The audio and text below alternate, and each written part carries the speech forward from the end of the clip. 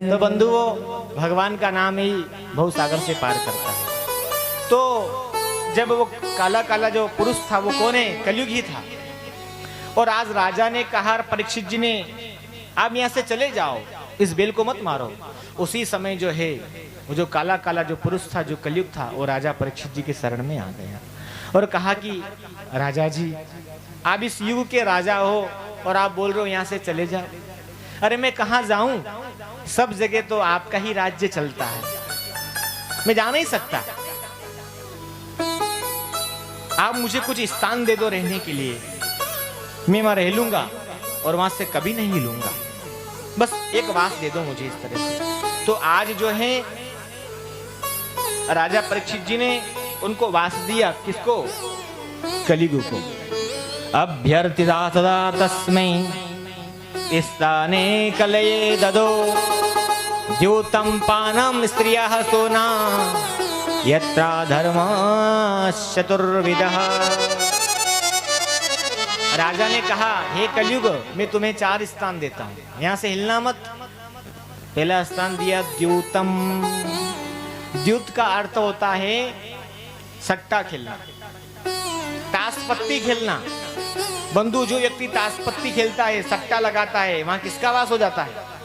कलयुग का। और कलयुग जहां रहता है वहां बंधु वो बुद्धि बिगाड़ देता है। और आजकल व्यक्ति इतने सट्टे लगाता है, कोई धंधे पानी में भी सट्टा लगाने लग गया आजकल। और यहाँ तक कि आजकल के बच्चे पता है क्रिकेट में लगाते हैं।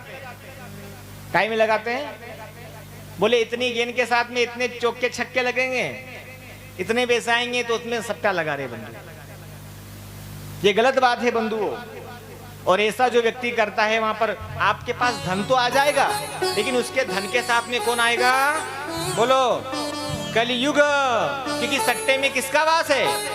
द्यूतम में किसका वास है? कलियुग का।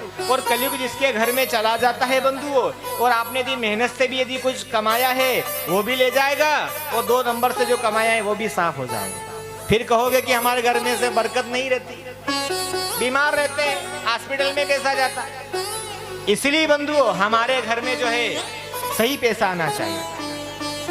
द्यूतम पानम। दूसरा बताया पानम। पानम का अर्थ होता है मदिरा का पान करना। जो शराब पीता है बंधुओं, वहां पर कलयुग का वास होता है। इसलिए भागवत कथा कहती है, शास्त्र कथा कहती है कि हमें जो है इस चीज से बचना चाहिए, शराब नहीं पीना चाहिए।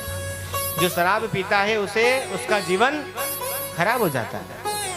जबकि बोतल पे लिखा है इसको मत पियो, तो भी व्यक्ति पी रहा है। और दूध वाला कहता है भैया दूध पियो, घर घर जाके बांटने लग गया आजकल तो भैया कोई नहीं पीता। पहले के जमाने में दूध की डेयरी पर भीड़ लगती थी, और आज के जमाने में हाँ शराब के यहाँ। ये कलयुग है। पहले के जमाने में सुबह से जो है मंदिर जाते थे और चरणामृत का पान करते थे बंधु। आज सुबह से जो है मदिरा का, नशा का पान व्यक्ति करता है। और चरणोदक ही तुम्हें जो है भगवान से जो है सब कुछ मिलवाएगा। भगवान का चरणामृत जो रहता है वही तुम्हें मुक्ति प्रदान करेगा। फिर तीसरा स्थान दिया द्यूतम पानम स्त्रियः वेश्यालयी। बंधु, गलत स्त्री का कभी संग नहीं होना चाहिए। गलत स्त्री का तुमने यदि संग कर लिया तो वहां पर भी किसका वास हो जाएगा? बोलो, कलियुग का। इसलिए शास्त्र कथा कहती है, भागवत कथा कहती है, हमें उससे बचना चाहिए। द्यूतम पानम स्त्रियः सोना।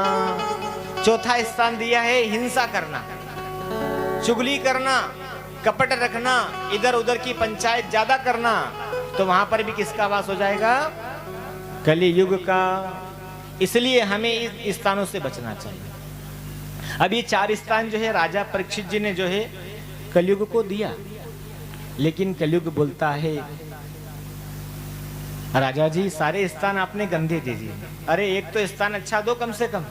तो राजा परीक्षित जी ने कहा कि आप अपने मन से मांग लीजिए कौन सा भी स्थान तुमको चाहिए। तो मांगा क्या? सोने में स्थान मुझे दे दो। कलयुग ने क्या मांगा? आप जो पहनते हो ना, क्या सोना, इसमें उसने जो है वास मांग लिया।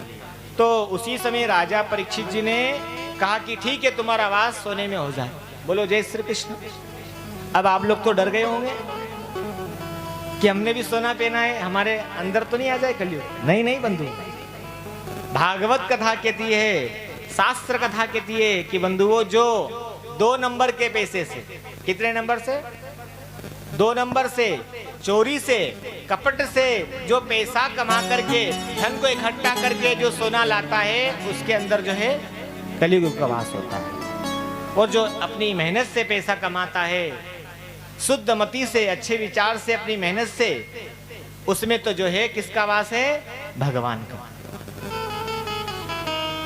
वो यहाँ आप यदि वृंदावन में भी आए हो ना, तो जो है तुलसी की माला पहन के जाना। देखो सोने की पहनो चाहे मत पहनो, लेकिन यहाँ आ गए हो तो तुलसी की माला पहन लेना आप। देखिए सोने की चेन पहनोगे तो चोर की नजर रहेगी, और तुलसी की माला पहनोगे तो बाकी बिहारी की नजर रहेगी।